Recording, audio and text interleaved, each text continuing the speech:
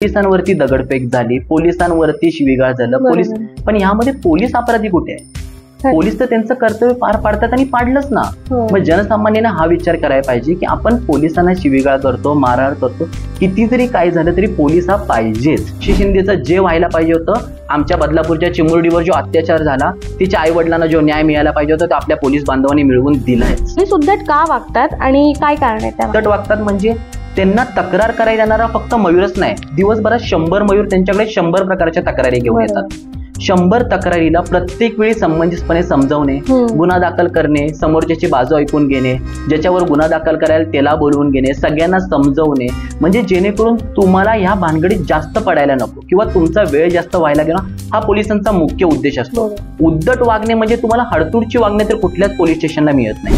गुन्हा दाखल करून घेत नाही किंवा टाळाटाळ करतात, तर हे खरं आहे का? व सामान्य जनतेचं म्हणणं कसं असतं की पोलिसांनी तात्काळ केलं पाहिजे, पोलिसांनी आत्ताच्या आत्ता गुन्हा दाखल करून घेतला पाहिजे, आमचा प्रॉब्लेम आत्ताच सॉल्व्ह झाला पाहिजे. आता विचार केला तर आपली राज्याची लोकसंख्या 13 कोटी आहे. 13 कोटी जनतेला सांभाळायला 2-2.25 लाख पोलीस आहेत. म्हणजे प्रत्येक पोलिसामागे किती जनता येते? आणि जर मुंबईचा विचार केला तर 2.25 कोटी आपली लोकसंख्या आहे आणि त्याला सांभाळायला 50,676 पोलीस आहेत. मग प्रत्येकाला पोलीस वैयक्तिक किती लक्ष देऊ शकतो? म्हणजे 24 तास रस्त्यावरती उभा आहे, त्याच्यावर तुम्ही भ्रष्टाचार म्हणून कसं बघू शकता किंवा लाच घेते म्हणून कसं बघू शकता? एखादी व्हिडिओ व्हायरल झाली, पोलिसांनी हे पैसे घेतले, ते पैसे घेतले, बघण्याचा दृष्टिकोन बदलला पाहिजे. 24 तास आता समजा पोलीस रस्त्यावरती उभा आहे, एखाद्याने हेल्मेट नाही घातलं, ह्यात त्या पोलिसाचा काही स्वार्थ नाहीये किंवा तू कायद्याचं पालन करत नाही हा पण उद्देश नाहीये की बाबा ऍक्सिडेंट झाला तर तुझा जीव त्यात जाऊ शकतो.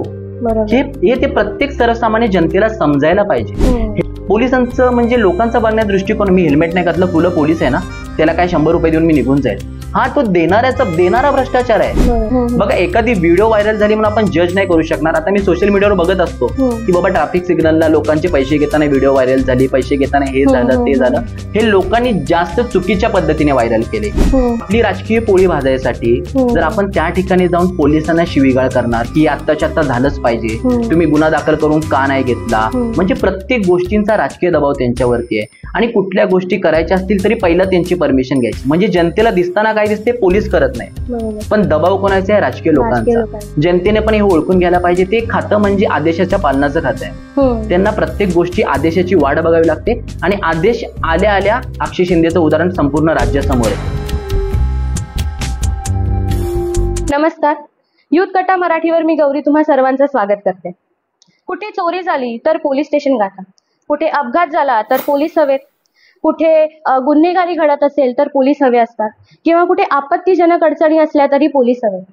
सर्वसामान्यांच्या समस्यांमध्ये आपल्याला कधी ना कधी पोलिसांची मदत ही लागतेच. मंडळी, पोलीस ही शेवटी माणसंच आहे. सर्वसामान्यांच्या समस्या सोडवत असताना त्यांनाही बऱ्याच अडचणींना सामोरं जावं लागतं. पण मग त्यांच्या समस्यांचं काय? बरं, शासन त्यांची दखल घेत नाही असं नाही, पण बऱ्याच अडचणी अशाच राहून जातात. पोलिसांच्या अशाच अडचणींना सोडवण्यासाठी महाराष्ट्र पोलीस बॉईज ही संस्था कार्यरत आहे. या संस्थेचे नवी मुंबई शहराचे अध्यक्ष मयूर कारंडे आपल्यासोबत आहेत आणि आज आपण त्यांच्यासोबत पोलिसांच्या अशाच अनेक समस्यांबद्दल चर्चा करणार आहोत. मयूर, तुमचं युथ कट्टा मराठीवर मनापासून स्वागत. नमस्कार. सर्वप्रथम युथ कट्टा चॅनलचे आणि संपूर्ण टीमचे खूप खूप आभार की तुमच्या माध्यमातून तुम्ही जनजागृती करतच असतात. आज मलाही इथे बोलून लोकांच्या मनात जे खाकीविषयी गैरसमज आहेत ते तुमच्या चॅनलच्या माध्यमातून दूर करण्याचा नक्कीच आपण प्रयत्न करू. नमस्कार. मयूर, तुमचं खरं तर खूप कौतुक आहे. एरवी आपल्याला काहीही समस्या असतात तेव्हा आपण पोलिसांची मदत घेतो, पण तुम्ही आणि तुमची संपूर्ण टीम ही पोलिसांच्या मागे खंबीरपणे उभी आहे. त्याबद्दल खरंच तुमचं कौतुक आणि हे फार अभिमानास्पद आहे. एरवी काय होतं की आपल्याला काहीही समस्या असतात तेव्हा त्या आपण सोडवण्याचा प्रयत्न करत असतो, पण पोलिसांच्या ज्या काही समस्या आहेत तर त्या सोडवण्याची कल्पना कशी आली किंवा तुम्हाला कधी वाटलं की ही संस्था तुम्ही सुरू करावी? त्याबद्दल काय सांगा? कसं ही एकमेव डिपार्टमेंट असं आहे पोलीस खातं की त्यांना त्यांच्या मागण्याचा हक्क नसतो किंवा त्यांना त्यांच्या मागण्या पूर्ण नाही झाल्या तर स्ट्राईक करता येत नाही, संप करता येत नाही किंवा कुठे आंदोलन करता येत नाही. त्यांना फक्त आणि फक्त आदेशाचं पालन करायचं असतं. तर महाराष्ट्र पोलीस बॉईज संघटनेची स्थापना 15 एप्रिल 2016 रोजी झाली होती. आमचे राष्ट्रीय अध्यक्ष राहुलभाई दुबाळे यांच्या माध्यमातून या संघटनेची स्थापना झाली आणि सध्या ही संघटना महाराष्ट्रातील 33 जिल्ह्यांमध्ये काम करते. म्हणजे पोलीस खातं असं आहे की त्या खात्याला कुठल्याही गोष्टी करायच्या असतील ना तर प्रत्येक वेळी आदेशाचाच फक्त संयम ठेवावा लागतो किंवा आदेशाची वाट बघावी लागते. तर त्यांच्या पाठी महाराष्ट्र पोलीस बॉय संघटना अशी खंबीरपणे उभी राहिली की त्यांच्या मागण्या त्या जरी मागत नसतील तर राहुल भैयांच्या आदेशानुसार प्रत्येक जिल्ह्यातून आम्ही संघटनेच्या माध्यमातून गृहमंत्र्यांपर्यंत लेखी पाठपुरावा करत असतो, त्यांच्या मागण्या मागत असतो. पोलिसांच्या अडीअडचणी अगोदर आम्ही समजून घेतो आणि आमच्या संघटनेच्या माध्यमातून आम्ही त्या मागण्या शासनाकडे मागत असतो. हे फार महत्वाचं आहे. जसं आता तू म्हणालास की पोलिसांना आपल्या अडचणी कोणासमोर मांडताच येत नाही, पण त्याच्याशी निगडीत मला विचारायला आवडेल की तुम्हाला या अडचणी कशा कळतात, किंवा जसं पोलीस अधिकारी एखादा गुन्हा झाल्यानंतर त्या गुन्ह्याचा तपास करतात किंवा ती एक यंत्रणा असते, बरोबर. मग तुमची टीम, ही संस्था कशी काम करते? जसं की आता मी स्वतःच एक पोलीस पाल्ले आहेत. माझे वडील आता कालच रिटायर झाले, सेवानिवृत्त, 36 वर्षे सेवा त्यांची पूर्ण झाली. म्हणून पप्पांबरोबर रोज जे बोलणं व्हायचं म्हणजे कोणत्या गुन्ह्याला कोणतं कलम हे घरातूनच आम्ही शिकत आलो की प्रत्येक कलम आम्हाला माहित होतं. आता पोलिसांच्या अडीअडचणी म्हणजे स्वतः पोलीस येऊन सांगत नाही, बिकॉज त्यांना त्याही गोष्टीची काळजी असते की मी सेवेत कार्यरत आहे. मी एखाद्या संघटनेला जाऊन माझी अडीअडचणी सांगितलं तर माझी नोकरी धोक्यात येऊ शकते. तर तुमच्यासारख्याच प्रसार माध्यमातून किंवा सोशल मीडियाद्वारे आम्हाला अडीअडचणी कळतात की कुठल्या तरी ट्रॅफिक सिग्नलला पोलिसांना शिवीगाळ झाली, कुठेतरी त्यांच्यावर दगडफेक झाली, कुठेतरी त्यांच्यावर लाठीचार्ज झाला. म्हणजे जो निस्वार्थी सेवा करतोय त्याच्यावरती रस्त्यावरती असे हल्ले घडत असतात. मग तुमच्यासारख्या प्रसार माध्यमातून आम्हाला या गोष्टी कळतात आणि अशा गोष्टी कळाल्यानंतर आम्ही आमच्या संघटनेच्या अध्यक्षांची परवानगी घेऊन किंवा त्यांच्या कानावर ही गोष्ट घालून ज्या जिल्ह्यात ही घटना घडते तेथील आम्ही पदाधिकारी सर्व किंवा आमच्या संघटनेची एकी घेऊन त्या सदर ठिकाणी पोहोचतो आणि त्या गोष्टीचा पाठपुरावा करून जर पोलिसांवरती जर एखादा हल्ला झाला तर त्या गुन्हेगाराला कडक कारवाई यावी हे तिथल्या आम्ही पोलीस खात्यालाच आम्ही लेखी पत्र देतो किंवा त्याचा पाठपुरावा करत असतो. ओके. आता जसं तू म्हणालास की काही अडीअडचणी आल्या की तुम्ही त्यांना मदत करता, मग एखादा असा अनुभव आहे का की कोणीतरी खोटी तक्रार केली आहे किंवा त्यांना गांभीर्य नाहीये त्या गोष्टीचं, कोणी एक गंमत म्हणून तक्रार केली की आम्हाला मदत हवी आहे, पण तुम्ही मदतीसाठी गेलात, मग तुम्हाला कळलं की नाही असं काही नव्हतंच, म्हणजे ते समस्यामध्ये नव्हतेच, तर असा एखादा काही असा अनुभव म्हणजे मला जेवढे पण अनुभव आले ते म्हणजे एकदम खरेखुरे आणि ज्वलंत अनुभव आलेत. आता मी एक तुर्ब्यातला अनुभव सांगतो. आपले सतीश गिरासे साहेब होते, ट्रॅफिक सिग्नलला ते त्यांची कर्तव्य पार पाडत होते आणि एक रिक्षा ड्रायव्हर म्हणजे चालू रिक्षा चालवत असताना त्याला पॅरालाइस अटॅक आला. तर आपले पोलीस एवढे कर्तव्य दक्ष होते की त्यांनी त्या सिग्नलला उभे असताना 100 गाड्या बघता बघता त्यांची नजर त्या रिक्षावरती गेली. त्या रिक्षावाल्याची अवस्था बघून त्यांना कळाले की काहीतरी घटना घडेल. त्यांनी ती रिक्षा थांबवली. त्या रिक्षावाल्याला त्यांच्या स्वतःच्या गाडीवर बसून त्यांच्या एका पोलीस अधिकाऱ्यासोबत घेऊन त्या रिक्षावाल्याला हॉस्पिटलला नेलं. त्याच्यावर व्यवस्थित उपचार वगैरे झाले. ही घटना जेव्हा आम्हाला समजली, आम्ही गिरासे साहेबांचं जेव्हा कौतुक करायला गेलो की वाटलं की बाबा पोलीस एवढा जागृत असतो. आपल्याला शेजारच्या घरात काय घडते हे माहिती जरी असेल तरी आपण जात नाही बघायला. पोलिसांचं आणि रस्त्यावरील सर्वसामान्य व्यक्तीचं काही रक्ताचं नातं नाहीये किंवा कोणतं त्यांचं काही कुठल्या ओळख किंवा मैत्री काही नसते. तो एक निस्वार्थी सेवाभाव असतो की रस्त्यावरून जाणारा प्रत्येक व्यक्ती हा माझा कुटुंबातला आहे अशी ते काळजी घेत असतात.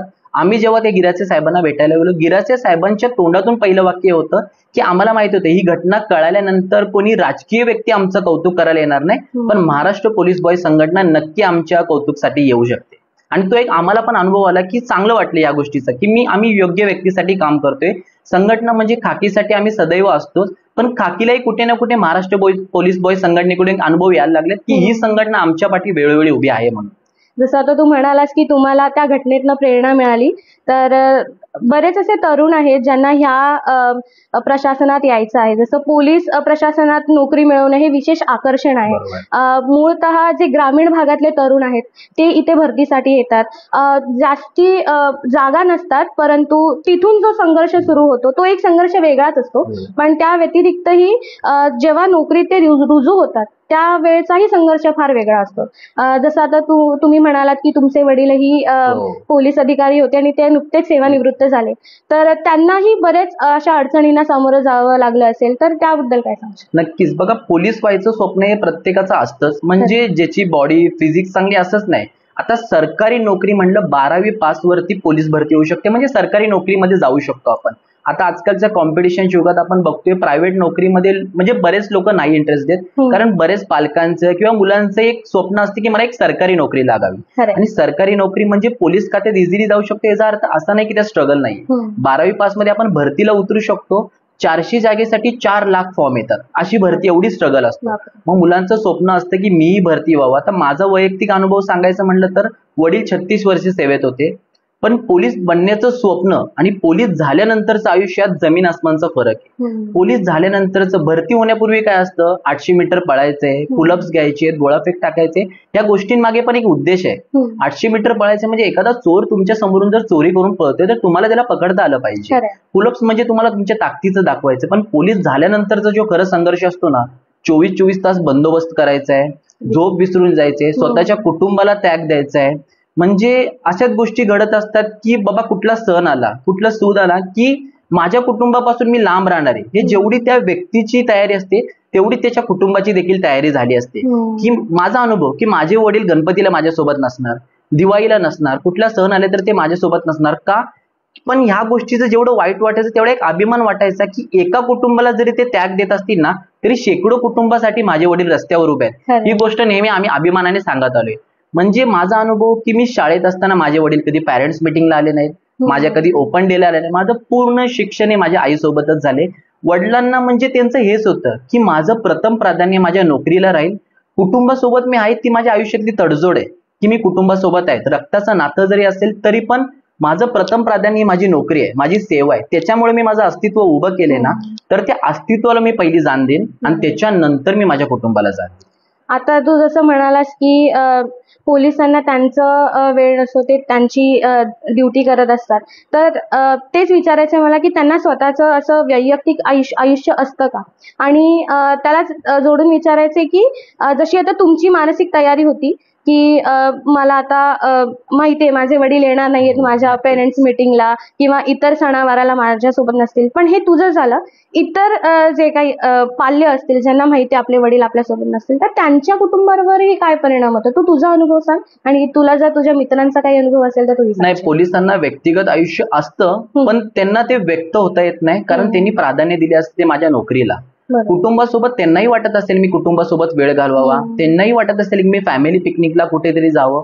पण नोकरी पोलिसांची अशी नाही ना की 9ला जाऊन लॉग इन केलं आणि 6ला जाऊन लॉग आउट केलं. हे एकमेव डिपार्टमेंट असं आहे की तिथं 25 आणि 55 टाइम नाहीये. त्यांना कधीही जावं लागतं, वेळ यायचं बंधन म्हणजे कोणत्याही गोष्टीची टाइम नाहीये. बाबा त्यांना फोन आला निघायचे, आंदोलन झालं निघायचे, दंगल घडली निघायचे, बॉम्बस्फोट झाली निघायचे. प्रायव्हेट नोकरीचं कसं तर मी येऊ शकत नाही, मी आजारी आहे, माझी तब्येत ठीक नाही, मोबाईल स्विच ऑफ केला. ह्या गोष्टी प्रायव्हेट सेक्टरमध्ये होतात बिकॉज त्यांना ती जबाबदारी नसते. पण पोलीस खाता असं आहे की त्या पोलीस खात्यामध्ये जाणाऱ्या प्रत्येकाला एक म्हणजे एक ऑटोमॅटिकली ती जबाबदारी त्यांच्यामध्ये येतच असते. त्यासाठी वरिष्ठांनी फोन करून सांगण्यात असं नाहीये. पोलीस शिपाई पासून ते IPS पर्यंत कमीत कमी 15 ते 16 पद आहे. त्या प्रत्येकाला त्यांची जबाबदारी माहिती असते की मी या राज्यासाठी काहीतरी देणं लागतो. बघा कसं आहे, म्हणजे माणसाचं आयुष्य एक म्हणजे पुस्तक असतं, त्याचं पहिलं पान जन्म आणि शेवटचा पानाने मृत्यू हे ईश्वराने पहिल्यापासून लिहून ठेवले, सर्वांना समान आहे. पण ती मधली पाने जी खाकी रंगाने भरली गेलीत म्हणजे त्या खाकी रंग म्हणजे आमच्या आयुष्यातली वर्दी. ते वर्दी जेव्हा त्या अंगावरती परिधान करते तेव्हापासून त्यांच्यावरती त्या जबाबदाऱ्या पडतात की मला माझी जबाबदारी कोणतेही संकट जरी आलं तरी पार पाडायचंच आहे. आता आपण कोविडचा काळ बघितला. कोविड काळ सर्वांना सुट्ट्या होत्या, सर्वांना वर्क फ्रॉम होम होतं. काही लोक गावी जाऊन बसले, काही आपल्या जवळच्या नातेवाईकांकडे बसले. पोलिसांना तसं नव्हतं, पण शेवटी तो पण एक 84 लक्ष युनिनंतर घेतलेला मनुष्य जन्मच आहे ना. त्या मनुष्यच आहे ना, शेवटी त्यालाही त्या आजाराची लागण झालीच असती. पण त्यालाही भीती नव्हती का, तो कुठल्या डॉक्टरचं म्हणजे सजेशन घेऊ शकला नसता का. पण नाही बाबा, या राज्याचं मी काहीतरी देणं लागतो, या राज्यानं माझ्यावर काहीतरी जबाबदारी सोपवली आणि माझ्यावरती ती जबाबदारी मला पार पाडायची. म्हणजे कोविडचा काळ एवढा भीतीदायक होता पण तरी पण पोलीस आपापल्या पॉइंटला उभे होते, रेल्वे स्टेशनवर होते, प्लॅटफॉर्मवर होते, म्हणजे प्रत्येक ठिकाणी आपलं कर्तव्य पार पाडत होते. त्यांच्याही मनात ते कोरोनाची तितकीच भीती होती, पण स्वतःच्या जीवापेक्षा मला 100 जीवांची काळजी घ्यायची ही जबाबदारी त्यांच्यात होती. बरोबर. आता जसं तू उल्लेख केलास की पोलीस नेहमी कार्यरत असतात, ते 24 तास काम करत असतात, ते स्वतःचं घर बघत नाही, काहीच बघत नाही. तर याच्याशी निगडीत मला विचारायला आवडेल की असं बरेचदा होतं, आपण पाहतो की पोलीस ज्यांच्यासाठी काम करतात त्यांच्याकडून त्यांना तो मान किंवा तो आदर मिळत नाही. ठीक आहे, असं म्हणतात की कोर्टाची आणि पोलीस स्टेशनची पायरी शहाण्या माणसांनी चढायची नसते. तर हे चित्र बदलण्यासाठी काय बदल व्हावेत असं तुला वाटतं? नाही, नक्कीच बदलू शकतं. कसं आहे, म्हणजे पोलिसांचं जीवनमान असं झालंय की ते निस्वार्थी सेवाभाव करत असतात. मी आता मगाशी सांगितल्याप्रमाणे कोणाशी रक्ताचं नातं नाहीये, पण प्रत्येकासाठी ते झटत असतात. पण सर्वसामान्य जनतेचं म्हणणं कसं असतं की पोलिसांनी तात्काळ केलं पाहिजे, पोलिसांनी आत्ताच्या आत्ता गुन्हा दाखल करून घेतला पाहिजे, आमचा प्रॉब्लेम आत्ताच सॉल्व्ह झाला पाहिजे. आता विचार केलं तर आपली राज्याची लोकसंख्या 13 कोटी आहे. 13 कोटी जनतेला सांभाळायला 2-2.25 लाख पोलीस आहेत. म्हणजे प्रत्येक पोलिसामागे किती जनता येते. आणि जर मुंबईचा विचार केला तर 2.25 कोटी आपली लोकसंख्या आहे आणि त्याला सांभाळायला 50,676 पोलीस आहेत.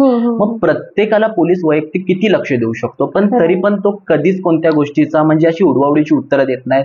येणाऱ्या प्रत्येक समस्येचं निराकरण करण्यासाठी पोलीस बसलेलाच असतो. जसं उदाहरण देता येईल की म्हणजे आता काल परवा घडलेली घटना, अक्षय शिंदेचं प्रकरण, बदलापूरची घटना घडली. त्या गुन्हेगाराला जे व्हायचं ते सगळं झालं, संपूर्ण राज्याने बघितलं. पण त्याच्या अगोदर काय झालं, बदलापूर रेल्वे स्टेशनला लोक सगळा जमाव रेल्वे स्टेशनवर उतरला, पोलिसांवरती दगडफेक झाली, पोलिसांवरती शिवीगाळ झालं. पण यामध्ये पोलीस अपराधी कुठे आहे?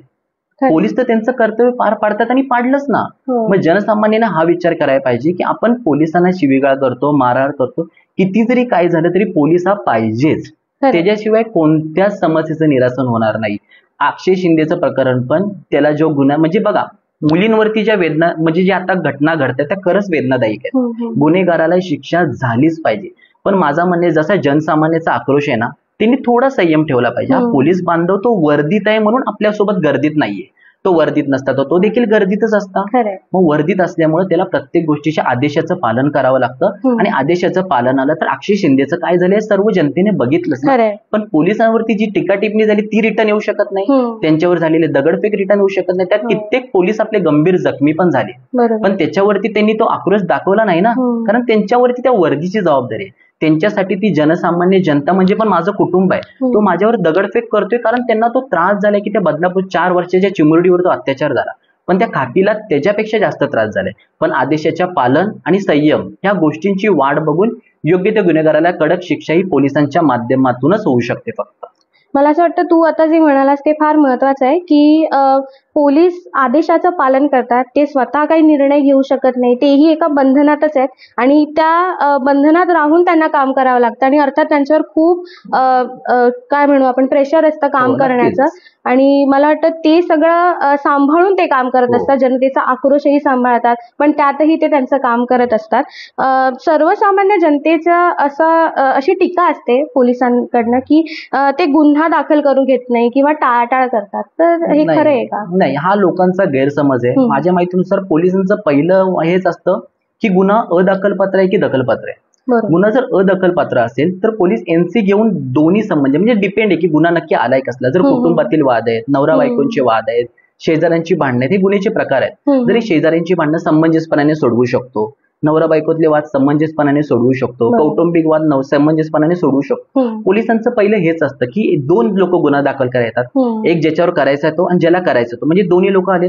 दोन्ही लोकांना पहिले समंजसपणाने जर सोडवता आला तरी उत्तमच आहे ना, कारण त्या दोन्ही कुटुंबाला पुढे जास्त चक्रा मारायला नको की बाबा जर मग एनसी जर घेतली तर कोर्टाचे चक्र आल्या, पोलीस स्टेशनला कंटिन्यू यावं लागणार, तारखेला यावं लागणार, ह्याच्यामुळे त्यांनाच त्रास होणार आहे. पोलिसांचा उद्देश हा असतो, जर अदखलपात्र गुन्हा आहे तर समंजसपणाने सोडवता आला तर पहिला तो सोडवूया, गुन्हा दाखल करून घ्यायचा असं बिलकुलही नाहीये. कारण हे एकमेव डिपार्टमेंट आहे की ते वर्किंग हार्ससाठी टाइम नाही करत, 24 तास चालू असतं. 24 तास सुरू आहे म्हणजे सर्वसामान्य जनतेसाठी सुरू आहे ना. म्हणजे तुमच्या येणाऱ्या समस्या आम्हाला लिहून घ्यायच्या, तो दखलपात्र अदखलपात्र ठरवायचे आणि तुम्हाला झालेला त्रास मुक्त करायचा, म्हणून ते 24 तास चालू आहे. जर गुन्हा दाखल करून घ्यायचा नसता तर 24 तास का सुरू ठेवलं असतं? ते त्यांना 8 तास 10 तास झोप नको आहे का? आपण 8-8 10 तास झोपतोयच ना, मग पोलिसांना पण तेवढी झोप हवी. पण 24 तास फक्त आणि फक्त सर्वसामान्य जनतेसाठीच ते आपले दार उघडे ठेवतात. मला असं वाटतं की बऱ्याचशा लोकांना असं वाटतं की माझी छोटी समस्या पण फार मोठी आहे आणि त्यामुळे त्यांची अशी तक्रार असते. पण अर्थात जसं आता तू म्हणालास की तू फार छान पद्धतीने म्हणालास की पोलीस नेहमी हाच प्रयत्न करत असतात की ते किती लवकरात लवकर तो प्रश्न सुटेल. ओके, आता आपल्या इंस्टाग्राम पेजवर आपण काही प्रश्न विचारले होते आपल्या प्रेक्षकांना, तर त्यातल्या काही प्रेक्षकांनी आपल्याला प्रश्न विचारले, तर ते प्रश्न मी तुला विचारते.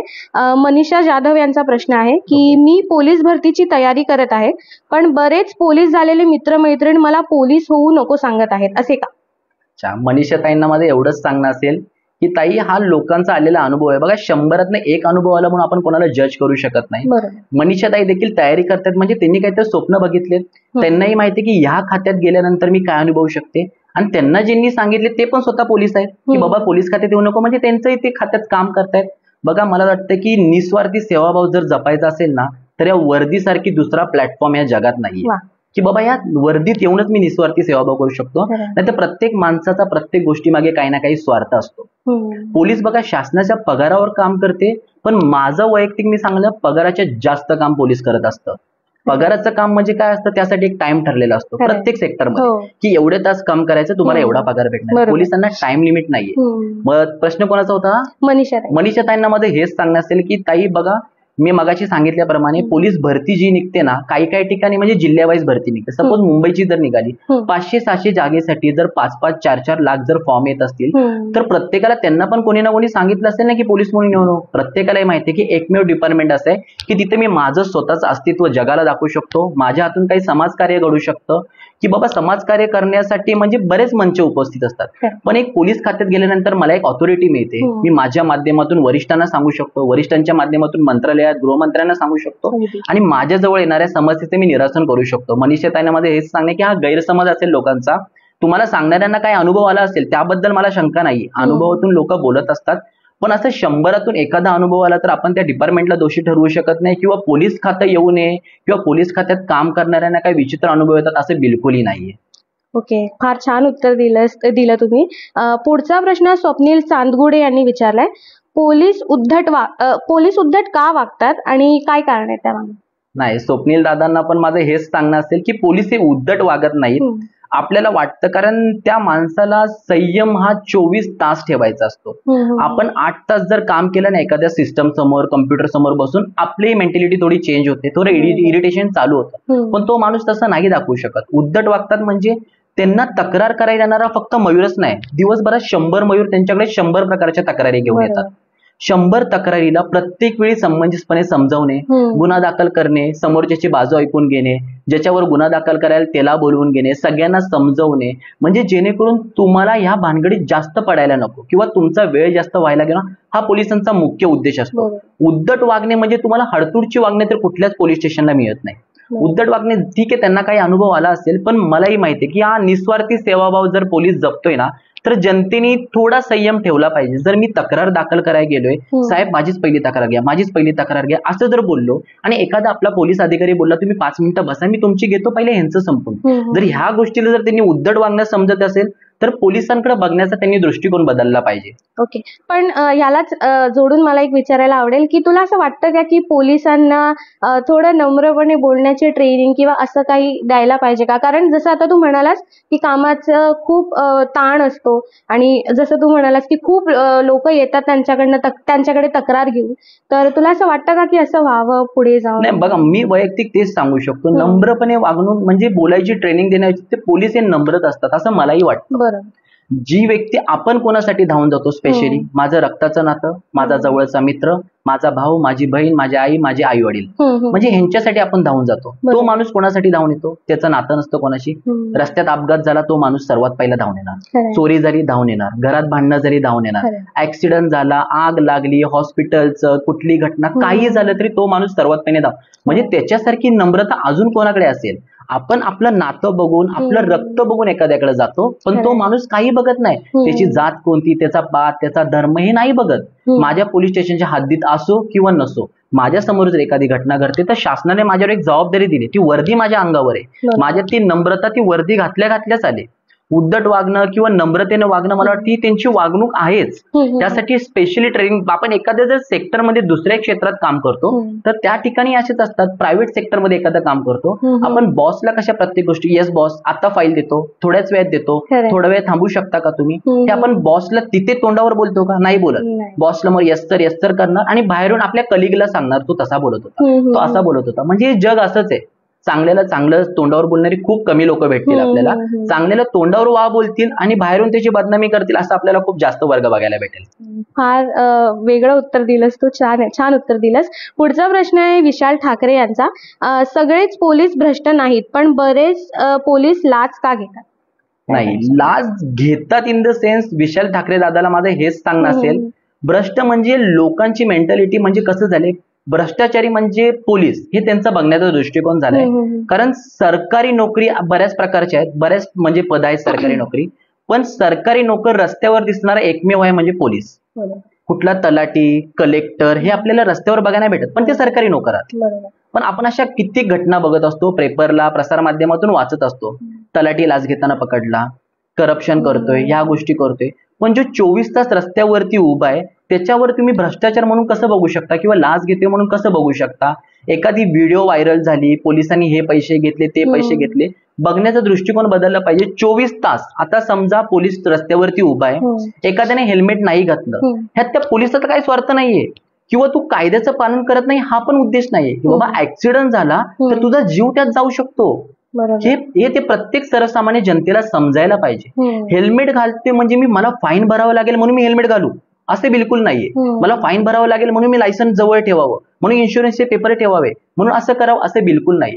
पोलिसांचं म्हणजे लोकांचा बघण्याचा दृष्टिकोन, मी हेल्मेट नाही घातलं, फुलं पोलीस आहे ना, त्याला काय 100 रुपये देऊन मी निघून जाईल, हा तो देणारा भ्रष्टाचार आहे. जो देतानाच विचार करतो की बाबा त्याला काहीतरी दिलं मी निघेल. अरे पण तो पोलीस तुझ्या काळजीसाठी रस्त्यावर उभा आहे, त्याची तुला स्वतःची जितकी काळजी ना त्याला तेवढी तुझी काळजी की तुझा ऍक्सिडेंट झाला, तुझ्या डोक्यावरचं हेल्मेट नसेल, जर डोक्याला जर दुखापत झाली तर 99% लोकांचे जीव जातात जर डोक्याला दुखापत झाली. त्यासाठी शासनाने कायदे करून ठेवलेत ना. शासनाचे दंड लोकांना मोठे वाटत असतील की बाबा 1000 रुपये, हेल्मेट नाही घातलं तर 1000 रुपये दंड. अरे तो दंड ह्यासाठी ठेवलाय की तू घाल. 1000 रुपयापेक्षा तुझा जीव नक्कीच बाबा महत्वाचा आहे ना, तर त्याचं मौल्य आपण करू शकतो का? पण लोकांचा दृष्टिकोन बदलला पाहिजे की बाबा पोलीस लाच घेतात, तरी असं बिलकुलही नाही. या मी या गोष्टीच्या कडक विरोधातच आहे. बघा एखादी व्हिडिओ व्हायरल झाली म्हणून आपण जज नाही करू शकणार. आता मी सोशल मीडियावर बघत असतो की बाबा ट्रॅफिक सिग्नलला लोकांचे पैसे घेताना व्हिडिओ व्हायरल झाली, पैसे घेताना हे झालं ते झालं, हे लोकांनी जास्त चुकीच्या पद्धतीने व्हायरल केले. पैसे घेतात म्हणजे ते गोष्टीची पावती होते, ते पैसे शासनाला जातात, त्याला लाच नाही बोलू शकत आपण. तुम्ही कायद्याचं बंधन, कायदा तोडणार, तुमची काळजी घेण्यासाठी आमचा पोलीस उन्हात तानात पावसात 24 तास रस्त्यावर उभा राहणार आणि कायदेशीर पावती घेण्याला आपण लाच बोलतो ना, हा लाच शब्दच चुकीचा आहे. ओके. आता जसं तू म्हणालास ना, मला वाटतं जसं आपण पोलिसांकडनं अपेक्षा ठेवतो की त्यांनी लाच घेऊ नये किंवा काय, तसं जनतेनेही स्वतःकडे स्वतःच्या वागण्याकडे लक्ष द्यावं की आपणही अशी कृत्य करू नये जेणेकरून आपल्याला वाटतंय की पोलीस लाच वगैरे घेत आहेत. ओके, फार छान उत्तर दिलंस. पुढचा प्रश्न आहे सुनील पवार यांचा. पोलिसांवर राजकीय दबाव असतो का? नक्कीच पोलिसांवर राजकीय दबाव असतोच.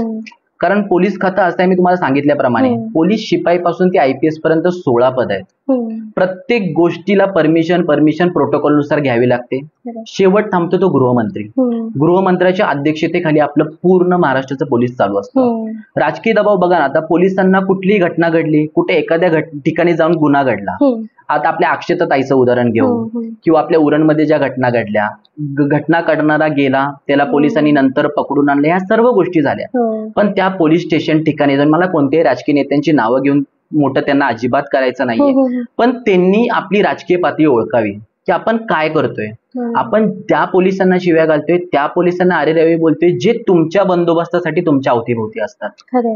पोलीस संरक्षणही त्यांना लागतं आणि त्या ठिकाणी म्हणजे आपली राजकीय पोळी भाजायसाठी जर आपण त्या ठिकाणी जाऊन पोलिसांना शिवीगाळ करणार की आत्ताच्या आत्ता झालंच पाहिजे, तुम्ही गुन्हा दाखल करून का नाही घेतला, म्हणजे प्रत्येक गोष्टींचा राजकीय दबाव त्यांच्यावरती आहे. आणि कुठल्या गोष्टी करायच्या असतील तरी पहिला त्यांची परमिशन घ्यायची. म्हणजे जनतेला दिसताना काय दिसते, पोलीस करत नाही, पण दबाव कोणाचा आहे, राजकीय लोकांचा.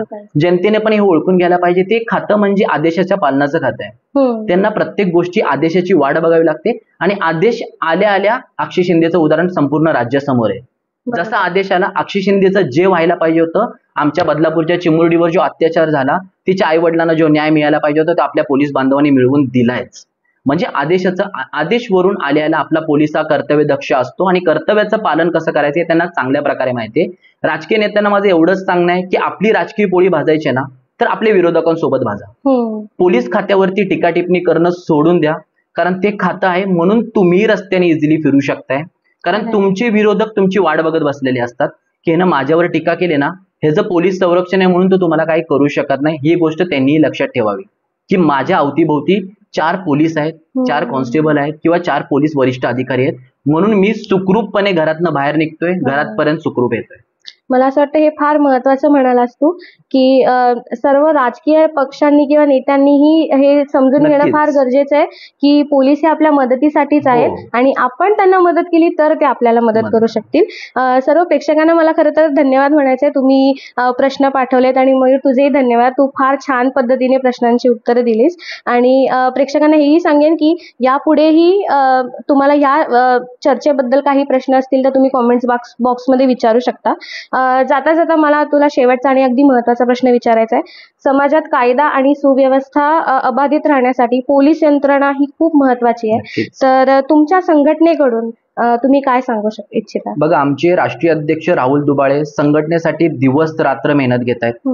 खूप म्हणजे आजपर्यंत 33 जिल्ह्यांमध्ये त्यांनी संघटना पोहोचवले. वा. दिवस रात्र त्यांची खूप मेहनत आहे. त्यांनी प्रत्येक ठिकाणी मयूर कारंडे सारखेच जिल्हाध्यक्ष नेमलेत, म्हणजे शहर अध्यक्ष नेमलेत.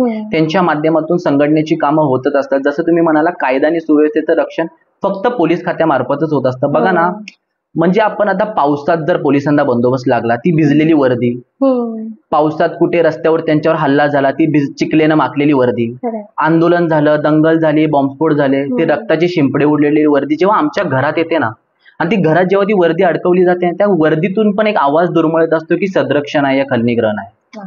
म्हणजे या पोलिसांचं म्हणजे ते वाक्यच येते की बाबा आम्हाला समाजासाठी झटायचंय. माझ्या संघटनेच्या माध्यमातून प्रेक्षकांना हेच सांगणं असेल की प्रत्येकाने पोलिसांकडे बघण्याचा दृष्टिकोन बदलावा, की आपल्यासाठी तो दिवस रात्र झटतोय, आपल्यासाठीच फक्त. त्यालाही स्वतःचं घरदार आहे, त्यालाही कुटुंब आहे, त्यालाही स्वतःच्या आरोग्याची काळजी आहे. म्हणून पोलिसांना आपणही थोडं सहकार्य करावं. आपल्या डोळ्यासमोर जर एखादी घटना घडते ना, तर पोलिसांवर अवलंबून नका राहू प्रत्येक वेळी. आता आपल्या बघतो, आपल्या महिला असुरक्षित खूप आहेत. रस्त्यावरती एखादा माणूस येतोय, एखादं काही त्यांचे वैयक्तिक वाद असतील येतोय रस्त्यावरती, 40 लोकांसमोर एखाद्या मुलीवरती रॉडने हल्ला करतोय. पोलीस येणार, ते त्यांचं काम करणार, पण त्यापर्यंत ती आपली ताई जीवाला मुकलेली असते ना. त्या 40 लोकांमधले 4 लोक जरी पुढे आले तर त्या गुन्हेगाराला तिथे पकडू शकतात ना. आपले कमीत कमी ताईचा जीव वाचेल, तिच्या आई वडिलांना तो तरी दिलासा मिळेल. पोलीस आपलं कार्य नंतर करणार, ते घटनास्थळी त्वरित पोहोचतात, त्याबद्दल नो डाऊट. पण तोपर्यंत आपली ताई जीवाला मुकलेली असते, आपली आई जीवाला मुकलेली असते, आपली माता मुकलेली असते. जनतेने मला वाटते की पोलिसांवरती अवलंबून राहू नका. आपल्या डोळ्यासमोर जर एखादी घटना घडते, पोलिसांना तात्काळ कळवा. कायदा हातात कोणी घेऊ नका, पोलिसांना कळवा. पण ती घटना जी घडते ना, तिथेच कमीत कमी प्रत्येकानं बाबा समाजात मी काहीतरी मनुष्य जन्माला आलोय, त्या समाजाचं मी काहीतरी देणं लागतो. माझ्या समोर जर एखाद्या महिलेवर अत्याचार होतोय, एखाद्या महिलेचा जीव जातोय, तर एक समाज म्हणून मी पण एक मनुष्य जन्माला आलोय, माझं काहीतरी योगदान मी समाजाला दिलं पाहिजे. कायदा हातात घेऊन त्या गुन्हेगाराला मारा असं नाही, पण त्या ताईचा जीव वाचवण्यापेक्षा किंवा त्या गुन्हेगाराला पकडू शकतो आपण. पोलिसांना कळवेपर्यंत त्या गुन्हेगाराला हातातला हत्यार टाकायला भाग पाडू शकतो, ताईला बाजूला घेऊ शकतो, त्वरित हॉस्पिटलला पोहोचवू शकतो. ह्या गोष्टी पोलिसांनीच करायच्या का? जर पोलीसच जर करणार, तोपर्यंत ताई जीवाला मुकले. आणि या सगळ्या घटनेनंतर शेवट एंड कुठं होतो? पोलीस वेळेवर आले नाही, पोलिसांमुळे आमच्या ताईचा जीव गेला, पोलिसांनी गुन्हा दाखल केला नाही. अरे पोलीस करतात, पण शेवटी तो पण एक माणूस आहे ना. आम्ही तर त्याच्यात देवच बघतोय, नो डाऊट, पण तो एक शेवटी माणूसच आहे, आपल्यासारखाच माणूस आहे.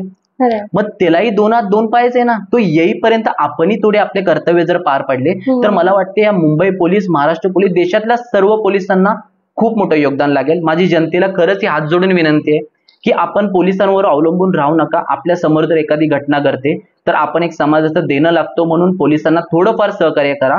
आणि पोलिसांबद्दल आपल्या मनात जे गैरसमज आहेत ते खरंच नक्की दूर करा. कारण पोलिसांना टीका टिप्पणी शिवीगाळ जरी केली ना तरी तो पाहिजेच.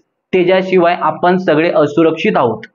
जर 13 कोटी जनतेला 2 लाख पोलीस आणि मुंबईतल्या 2.25 कोटी जनतेला जर 50,000 पोलीस असतील ना, तर आपण विचार करा त्या एका पोलिसामागे प्रत्येकी किती मनुष्य येतील. कोणाकोणाकडे तो वैयक्तिक लक्ष देऊ शकतो. म्हणून जनतेने थोडं सहकार्य पोलिसांना करा आणि त्यांच्याबद्दलचा गैरसमज नक्की दूर करा.